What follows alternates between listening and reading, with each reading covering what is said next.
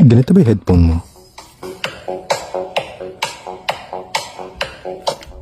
Astig, di ba? Sa lahat yata ng mga headphones ito talaga yung kakaiba. Bagong release lang din kasi to. At ito pa lang din ang 50 hours ang playtime. Ito yung bago ni Tilex na XK990SP. 4-in-1 siya na headphones. Headphones na nagiging speaker. Pwedeng wired, pwedeng wireless. Nakakapag-play via TF card at may FM radio pa.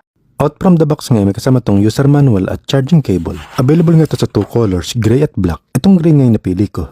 Nagustuhan ko yung pagka-simple minimalist niya na yung kanyang ear cup nga ay malaya mong maigagalaw. Kaya naman may pagka-comfy pag suot mo na to. Sa tulong na din ng kanyang mga breathable cushion para hindi din pagpawisan habang suot. May pagkamatang penis nito at adjustable din yung kanyang headband. Thick at super soft pa yung kanyang ear cup.